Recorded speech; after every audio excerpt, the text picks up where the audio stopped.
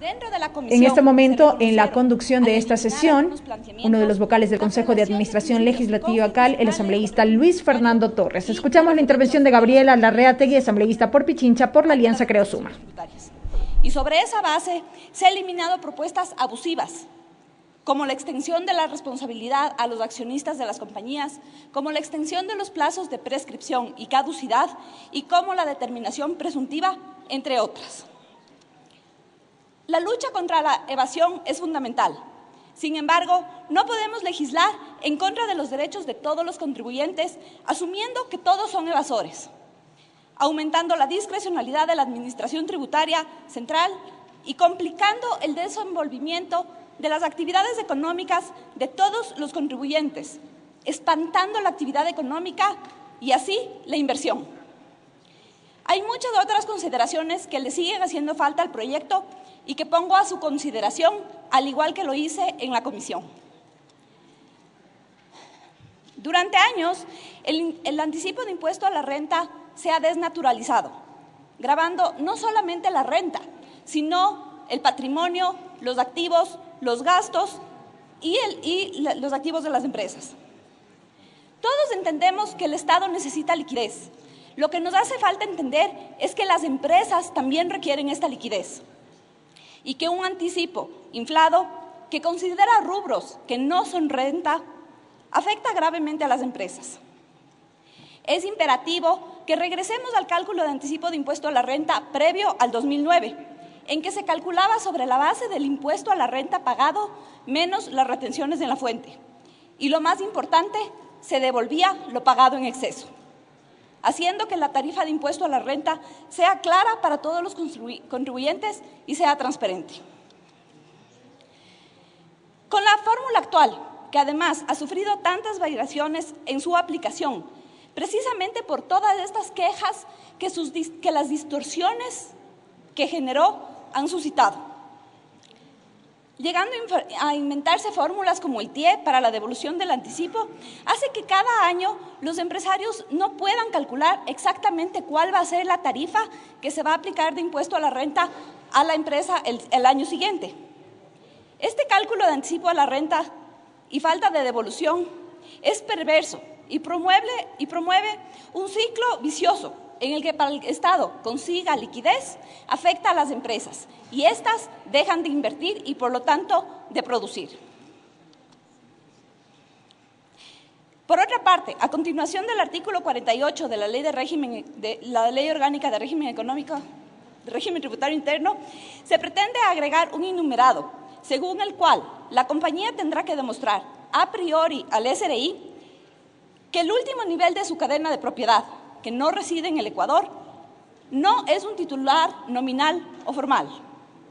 Es decir, revierte la carga de la prueba a las empresas, obligando a probar hechos negativos, dejando de reconocer que los hechos negativos no son objeto de prueba.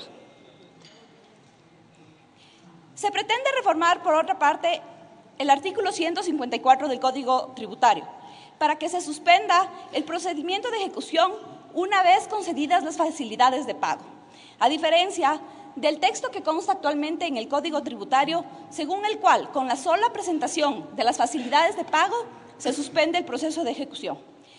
Lo peor de esto es que no se establece un plazo máximo para que el Servicio de Rentas Internas o la Administración Tributaria del caso atienda estos pedidos, lo cual llevaría a que las administraciones tributarias pueden tomarse 120 días para resolver las facilidades de pago. Hasta eso el procedimiento coactivo ya ha terminado. Esto desconoce nuevamente los derechos de los contribuyentes y es regresivo en sus derechos. Desconoce además la buena fe de los contribuyentes, que si bien pueden tener dificultades económicas, están demostrando su voluntad de pagar al pedir estas facilidades de pago. Nuevamente, esto es una ampliación a las facultades del SRI en detrimento de los derechos de los contribuyentes. Se añade además en el artículo 164 que con la comparecencia del contribuyente garantizando la obligación tributaria, el ejecutor debe verificar la proporcionalidad de las medidas impuestas. ¿Por qué los ejecutores no verifican antes que las medidas que ordenan sean proporcionales a la obligación económica? ¿Por qué tenemos contribuyentes con impedimento de salida del país por una deuda de $100, que además ya fue congelada de sus cuentas bancarias? Esta reforma es la que es importante plantear, que las medidas sean proporcionales antes de ordenarlas. Se debe eliminar también la disposición transitoria 11ª, que pretende dar plazo a los jueces que están conociendo procesos contenciosos tributarios bajo el sistema escrito 1 año. Sabemos que todos los jueces, por evitar ser destituidos, despacharán los juicios como les resulte más rápido y más fácil siempre es fallar a favor del SRI, nuevamente en detrimento de los derechos de los contribuyentes. Ha sido una falla ya 10 años que los jueces se les mida por número de causas despachadas y no por la calidad jurídica de las sentencias, el derecho al debido proceso y, en el caso tributario, lo sustancial de las operaciones económicas. No podemos seguir generando jueces robots que fallen a favor del Estado. Estas son solamente algunas de las observaciones que he presentado en la Comisión de Régimen Tributario y que deben ser analizadas de forma seria. Mi compromiso es trabajar desde el interior de la Comisión con el único fin de contar con una ley que estimule el empleo, la producción de bienes y servicios, que promueva la inversión y la reinversión para el desarrollo nacional. La reactivación económica se dará cuando los derechos y obligaciones de las personas sean estables, con reglas claras y no dependan de ideologías políticas. La economía de nuestro país no puede esperar más. Muchas gracias. Intervención del asambleísta Gabriela Larreategui.